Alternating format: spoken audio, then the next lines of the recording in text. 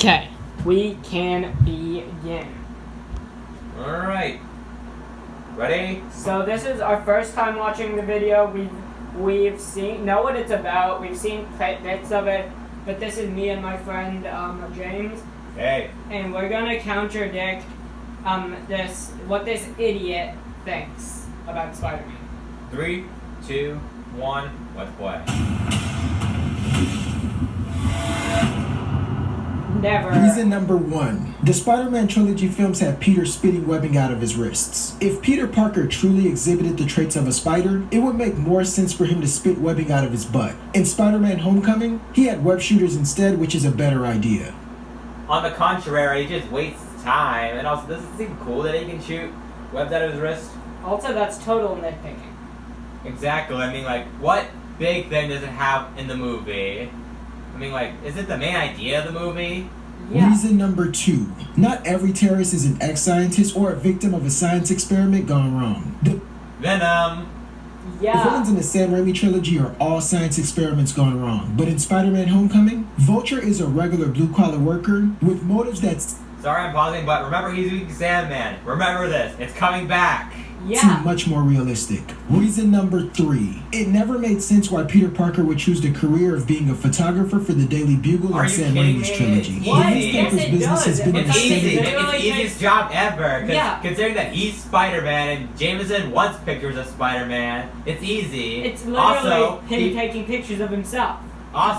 he has to do it to help Aunt May because the budget's running low because Uncle Ben's dead. There's no way to pay off the bills. Declined since 2001, and the first Spider-Man film was released a year after the dip. Peter Parker is smarter in Spider-Man Homecoming and makes his money through Google AdSense by posting his footage online. Reason number 4. This is the first Spider-Man movie with... And now they're using Hobgoblin. And why didn't they use Hobgoblin before?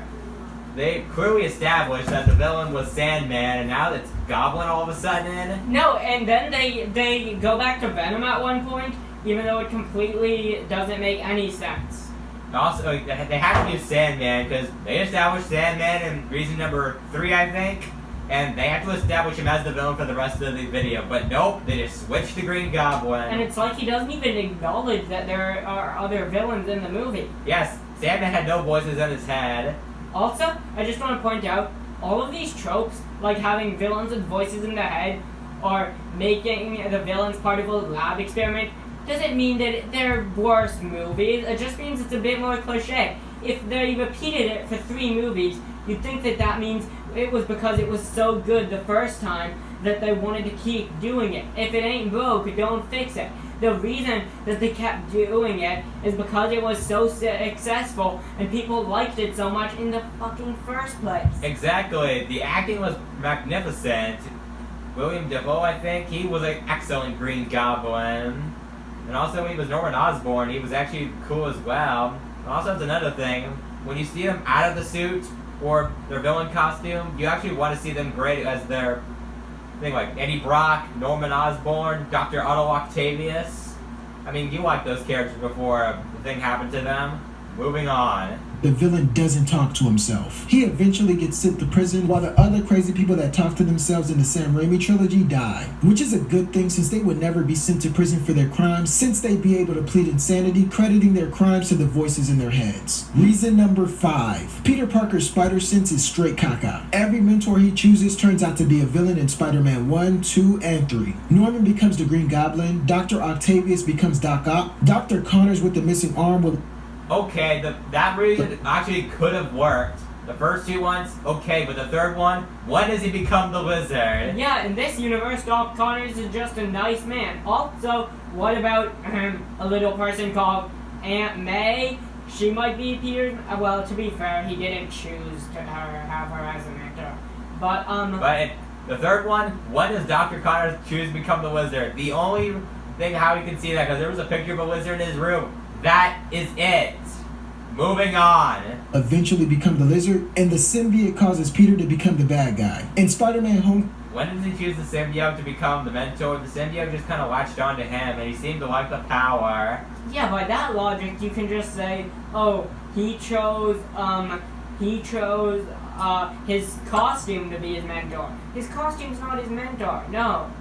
Coming, his mentor Tony Stark actually teaches him a thing or two on what it really means to be a hero. Are you kidding me? His dating advice he put on the suit was flat out garbage. And also, Tony Stark, what has he done? In Age of Ultron, he made an Ultron which, I don't know, killed dozens of people. You're calling that a good mentor? Yeah, exactly. What else did he do that's completely... Wasn't he the bad guy kind of in Civil War? Yeah, and how come he can be like you know how ironic it is that Iron Man is lecturing Spider-Man about relying on his suit too much. Fucking Iron Man is lecturing Spider-Man about relying on his suit too much. I agree, like... Fucking Iron Man is telling Spider-Man not to rely on his suit too much. And also, this is one huge problem. Like, in the comics, Spider-Man makes his suit himself. Like, is that nice? I mean, it shows how good Spider-Man is without anyone helping him. But in Homecoming, on the other hand, they have to have Stark build the suit for him. Also, can't you see the irony in all this?